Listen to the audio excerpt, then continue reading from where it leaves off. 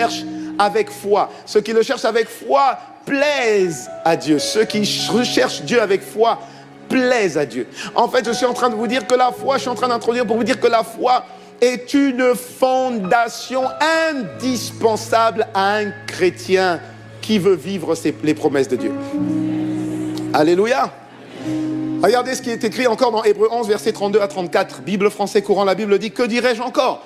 Le temps me manque pour parler de Gédéon, de Barak, de Samson, de Jephthé, de David, de Samuel, ainsi que des prophètes. Je n'ai pas suffisamment de temps pour parler de toutes ces personnes. Pourquoi? Grâce à la foi, ils vainquirent les royaumes. Grâce à la foi, ils pratiquèrent la justice. Grâce à la foi, ils obtinrent ce que Dieu avait promis. Grâce à la foi, ils fermèrent la gueule des lions. Grâce à la foi, ils éteignirent les feux violents. Grâce à la foi, ils échappèrent à la mort par l'épée. Ils étaient faibles et ils devinrent forts grâce à la foi. Amen. Ils furent redoutables à la guerre et ils repoussèrent des armées étrangères grâce à la foi. C'est impressionnant. Alléluia. Depuis 2-3 semaines, le pasteur Yvan a introduit le message qui va toujours dans la suite le gros thème de comment vivre les promesses de Dieu ou encore comment vivre son héritage. Il a introduit en disant comment faire fuir le diable. Et là, il est écrit, ils furent redoutables à la guerre et repoussèrent les armées étrangères. Ils résistèrent au diable par la foi. Par la foi. Lorsque la foi est assise véritablement en nous, elle constitue comme un bouclier extrêmement efficace. Est-ce que tu me suis? Ok. Donc, tant que la foi n'est pas solide, on a l'impression que ton bouclier est perméable. On a l'impression que ton bouclier est perméable. Ton revêtement est perméable. En fait, Éphésiens 6, verset 16, vous connaissez le verset, parce qu'Éphésiens 6, verset 12, c'était le verset de référence sur lequel le pasteur Yvan s'est basé sur développer comment faire fuir le diable. Moi, je reprends juste le verset 16, parole vivante, qui dit « En toutes circonstances », ça signifie toujours et partout, saisissez-vous de la foi comme d'un bouclier par lequel viendront s'écraser toutes les flèches enflammées de l'ennemi. Saisissez-vous de la foi comme d'un bouclier, comme d'un revêtement, comme d'un habillement. C'est comme un habillement anti-flèche enflammée de l'ennemi. Tu vois, des fois on a des gilets pare-balles, mais là, spirituellement, on a le bouclier de la foi, c'est-à-dire un bouclier ou encore un habillement anti-flèche de l'ennemi. Est-ce que quelqu'un me suit? Alléluia. Donc la foi assise en nous agit comme un revêtement, un habillement anti-flèche enflammé de l'ennemi. En fait, en me renseignant un peu, je me suis rendu compte que le bouclier romain faisait environ 70 cm de large et entre 1,10 m et 1,20 m de haut. Ce qui fait que même une personne très grande de taille, en s'abaissant un petit peu, pouvait être complètement couverte par ce bouclier. Voilà pourquoi Paul dit en tout temps et partout, en toutes circonstances. S'il y a une arme que tu dois toujours avoir et que tu dois toujours utiliser partout et pour tout, c'est le bouclier de la foi. Que quelqu'un me dise Donc le bouclier de la foi agit comme une arme de défense efficace contre l'esprit du mal. Et nous savons que le monde entier est sous la puissance du malin. Nous savons que nous aurons des tribulations dans le monde. Ça signifie que les flèches de l'ennemi sont sans cesse dirigées contre nous. Mais comment tu vas faire? Comment tu vas faire pour sans cesse être protégé si ce n'est par la foi? Les flèches peuvent arriver derrière. Tu as le bouclier de la foi. À gauche, à droite, en bas, en haut, tu as le bouclier de la foi. Alléluia. Le monde entier sous la puissance du malin. Jean 10, verset 10, dit, nous connaissons les desseins du diable. Il ne vient que pour égorger, tuer et détruire. C'est clair. Celui qui influence ce monde veut détruire ta vie et ta destinée. Il passe par quoi? Confusion, frustration, manque de pardon, impureté. Alléluia. Stérilité.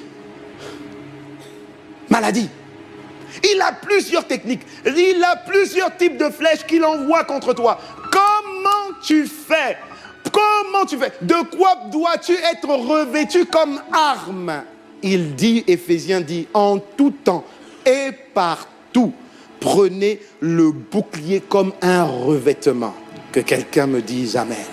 Ça signifie que, en fait, si je dois bâtir ma vie, et cette vie doit aller et atteindre sa destinée en Christ, si ma vie doit être comme Christ, et doit faire si ma vie doit être semblable à celle de Christ, voilà. Si ma vie doit être semblable à celle de Christ, si je dois réussir ma vie, ça signifie être comme lui, faire comme lui. Il faut que j'ai une arme absolument indispensable qu'on appelle la foi. Ça signifie que la foi agit comme une fondation indispensable à ma vie chrétienne.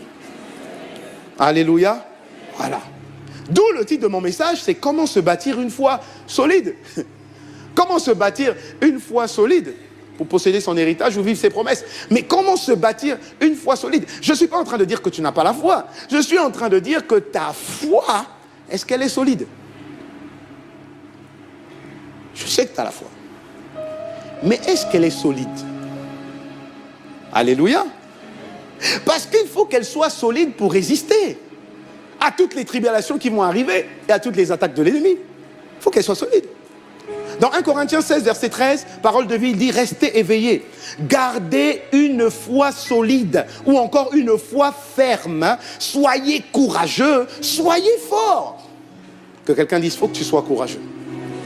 Il faut que tu sois fort. Parce qu'il faut que tu résistes. Il faut que tu résistes. » Je vais prendre un exemple pour que vous compreniez bien.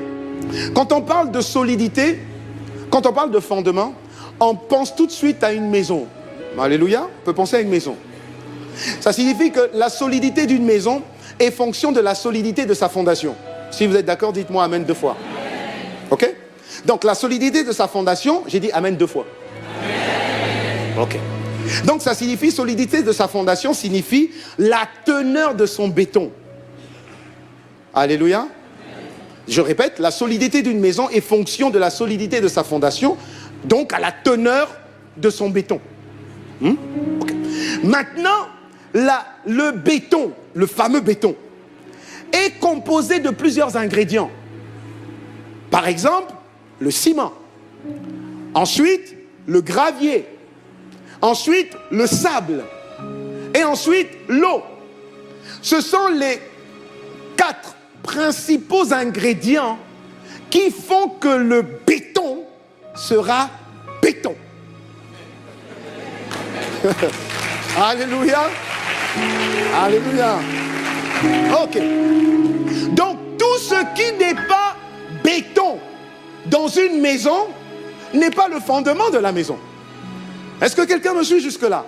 Tout ce qui n'est pas béton dans le fondement ne fait pas partie du fondement. Ok. Maintenant, j'arrive quelque part. Regardez maintenant. Maintenant, ce que je suis en train de dire, que le béton garantit la solidité de l'édifice. Ok. Maintenant, nous sommes, nous, en Christ. Quel est le lien avec nous? Parce que nous sommes, nous, en Christ, l'édifice, la maison que Dieu construit. La Bible dit dans 1 Corinthiens 3, verset 9, parole vivante, nous qui œuvrons ensemble au service divin, nous qui sommes ouvriers avec Dieu, nous ne sommes que des collaborateurs de Dieu, des esclaves de Jésus, que quelqu'un dise Amen. Et vous êtes le jardin qu'il cultive. Ou, pour prendre une autre image, vous êtes la maison que Dieu construit. Nous sommes la maison que Dieu construit. Ça signifie que pour construire la maison que Dieu est en train de construire, Dieu a aussi besoin du béton. Alléluia. Et le béton que Dieu utilise, c'est la foi. La foi est le béton que Dieu va utiliser pour bâtir la destinée ou ta vie. Est-ce que quelqu'un me suit? Alléluia. Donc, comme je vous ai dit, de la même manière que le béton naturel est composé de gravier, de ciment, d'eau et de sable, De la même manière, la foi qui est le béton est l'assemblage de différents ingrédients qui vont faire que ce fameux béton foi soit solide. Hey, la Bible dit, mais regardez les choses naturelles. Elle vous explique des réalités spirituelles.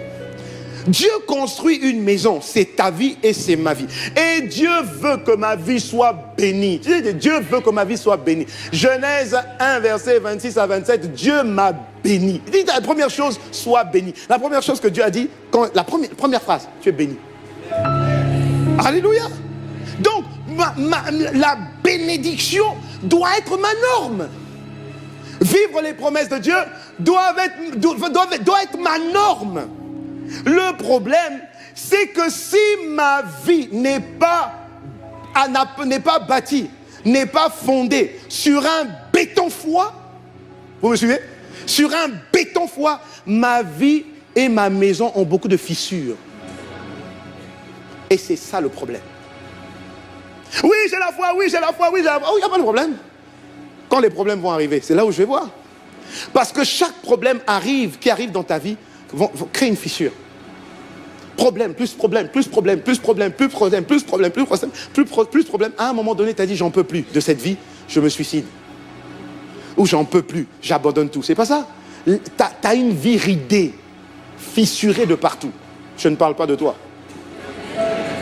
Alléluia. Ou du moins, je ne parlerai plus de toi après ce culte au nom de Jésus.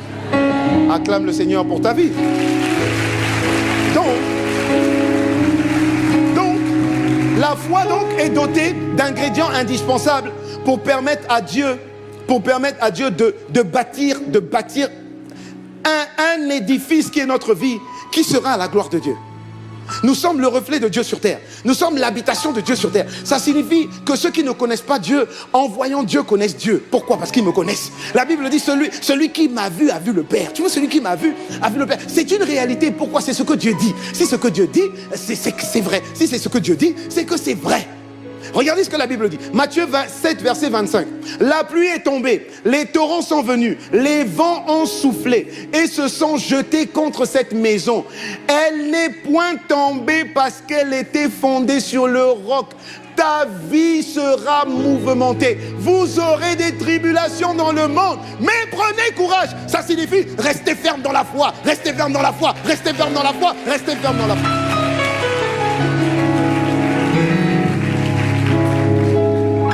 Hey, nous sommes des collaborateurs avec Dieu. Et ensemble, nous sommes en train de bâtir cette vie. J'ai la partie humaine, il est la partie divine. Je suis 100% humain, 100% divin. Alléluia. Mon esprit est divin. Mon corps est humain. Je suis 100% corps. J'ai 5 mains comme toi. Alléluia. Et je suis 100% divin. Parce que c'est celui qui est né de Dieu est Dieu. Oh, je suis Dieu.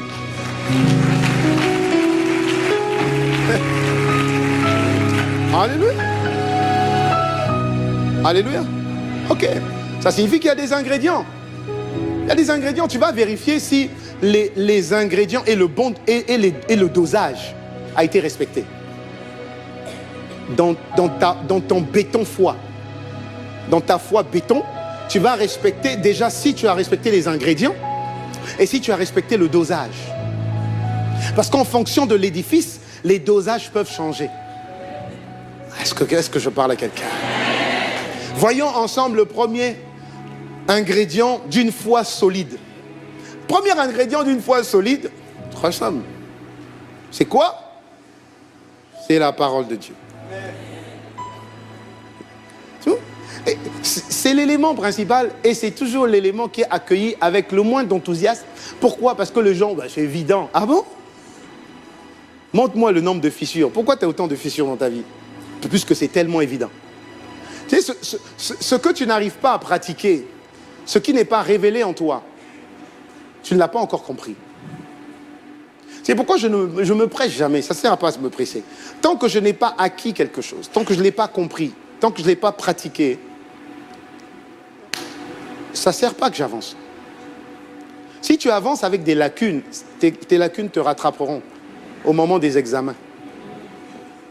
Que quelqu'un dise Amen. Amen. Dis au voisin, oui, je connais ça, j'ai déjà expérimenté. La parole de Dieu est le premier ingrédient d'un fondement solide dans ma foi. Le pasteur Yvon a dit que c'est sur la parole de Dieu que tu dois t'appuyer pour combattre. Et quand il parle de combattre, pour être bien d'accord, il a dit, et je suis absolument d'accord avec ça parce que la Bible le confirme, il a dit qu'on combat pour contraindre les entités sataniques de lâcher notre héritage. Parce que notre héritage, nous l'avons déjà. Le problème, c'est que nous n'arrivons pas à chasser les entités qui sont assises sur notre héritage. Alléluia. Okay. Donc, pour y arriver, qu'est-ce qu'il faut que tu fasses? Tu dois réaliser que la parole de Dieu est le premier ingrédient d'un fondement solide de ma foi. La Bible dit dans Psaume 119, verset 160, « Le fondement de ta parole est la vérité. Le fondement de ta parole est la vérité et toutes les lois de ta justice sont éternelles. » Nous devons donc considérer comme véritable fondement la parole. Et donc, je dois vivre sur la base de la parole. Je ne fais que ce que la parole me dit de faire et je ne dis que ce que la parole me dit de dire. Facile à dire, mais plus difficile à mettre en pratique. Nous vivons dans un monde qui est truffé de mensonges. On nous ment à la télé, on nous ment sur Internet, on nous ment dans les journaux. Pourquoi? Parce que le monde entier est sous l'influence de l'ennemi. On nous ment. On croit, il suffit juste que l'on dise à la télé, ce soir, hein, l'épidémie de grippe a commencé plus tôt que prévu. Tu vois, le lendemain, ah oui, je crois que c'est normal. Pourquoi? Ça a commencé. C'est du mensonge! Vous savez pourquoi c'est du mensonge? Mais c'est du mensonge! Vous savez pourquoi c'est du mensonge? Parce qu'un chrétien ne tombe pas malade. Alléluia! Je ne suis pas en train de dire qu'il n'y a pas de chrétien malade. Ce n'est pas ce que je dis. Je dis qu'un chrétien ne tombe pas malade. Pourtant, il y a des chrétiens malades. Fissures. Alléluia. Oui. C'est pas parce que j'éternue, c'est pas parce que j'ai des petits frissonnements que forcément j'ai la grippe. C'est pas parce qu'une voiture n'a plus de carburant qu'elle est en panne. Mais le carburant. Est-ce que quelqu'un me suit? Qu'est-ce que je suis en train de te dire? Je suis en train de te dire que ce qui est vrai, c'est ce qui sort de la bouche de Dieu. Tout ce qui ne sort pas de la bouche de Dieu est faux. C'est réel, mais c'est pas vrai. C'est réel, mais c'est pas vrai. Pourquoi?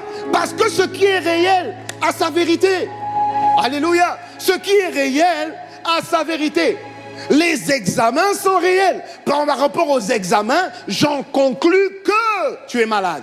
Par rapport aux examens. Donc la réalité a sa vérité. C'est pas ça? Ok, mais c'est pas fini. La vérité a sa réalité. Hey. Fais de la parole ta réalité. Mais pourquoi je dois faire la parole ma réalité? Mais parce que cette parole t'arrange. Jérémie 29, verset 11. J'ai pour toi des projets de paix et non de malheur afin de te donner un navire et de l'espérance. Où sont les projets de paix? Dans la parole de Dieu. Mais je suis la parole de Dieu. Qu'est-ce qu'il y a de compliqué? Marche selon ce qui est écrit. Oui, mais quoi? C'est parce que c'est pas réel? Oui. Mais c'est vrai. Ce qui est vrai est plus puissant que ce qui est réel. Que quelqu'un le dise. Alléluia. Nombre 23, verset 19. Nombre 23, verset 19. Regarde, la Bible dit, j'aime juste la toute première partie. Hein. Mais bon, tu peux tout mettre. Il dit, Dieu n'est pas un homme. J'aime m'arrêter là. Mon papa n'est pas un homme. La source de ma vie, celui qui me donne une parole, celui qui me dit, fais ce que je te dis de faire. Celui-là, c'est pas un homme. Tu vois, il n'est pas humain. S'il est divin. Et dans le domaine du divin, tout est possible. Les dieux peuvent tout. Dans le domaine du divin, les dieux peuvent tout. Maintenant, les Égyptiens avaient le dieu de la pluie, le dieu des enfants. Okay. Mais il y a un Dieu au-dessus des dieux. Ça, signifie qu'il peut tout dans tous les domaines. Voilà pourquoi Dieu n'est pas un homme pour mentir. Dieu n'est pas un homme. Il ne ment pas. Il n'est pas un être humain. Il ne change pas d'avis.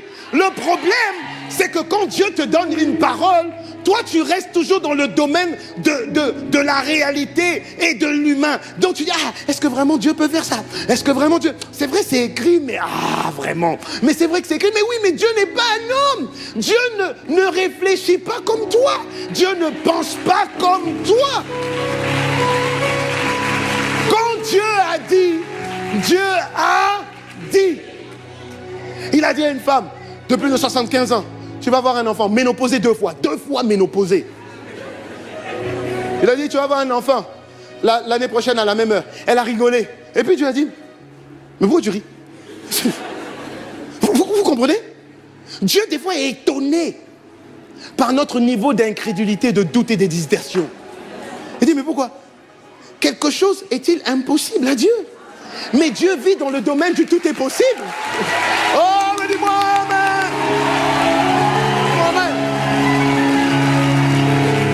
La Bible dit que quand Dieu dit quelque chose, il le réalise. Quand il fait une promesse, il la tient. Alléluia. Le premier ingrédient, c'est la fameuse parole que tu négliges. Tu penses que c'est un acquis. Tu penses que c'est un acquis. La parole de Dieu est la vérité. La vérité, ça signifie le premier ingrédient. Le premier ingrédient d'une foi solide. C'est la première fondation. C'est le commencement. Romains 10, verset 17 dit, la version Le Semeur, la foi naît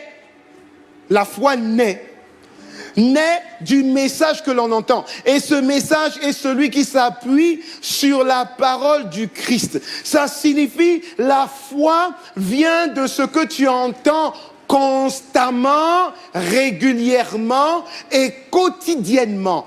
Constamment, régulièrement et quotidiennement. Pourquoi? Parce qu'il sait que l'écoute continuelle de la parole fera naître en toi une assurance, une constance, une fermeté que tu n'auras pas si tu le fais qu'une fois. Écouter ce message une fois ne te servira à rien. C'est l'écoute continuelle, constante, quotidienne, régulière, qui progressivement fait naître la foi, développe la foi et affermit la foi. C'est un processus. Vous pouvez dormir en écoutant un message, ne vous inquiétez pas, ça rentre.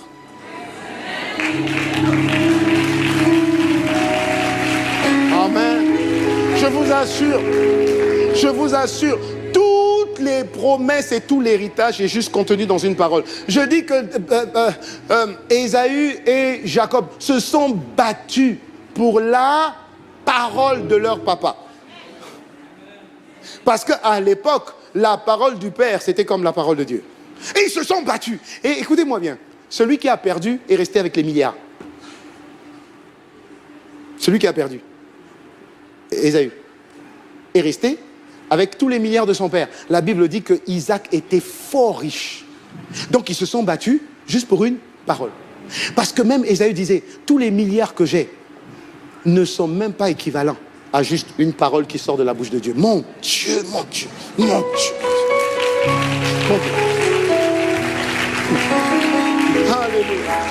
Je prie que Dieu ouvre ton cœur. Je prie que Dieu ouvre ton cœur. Voilà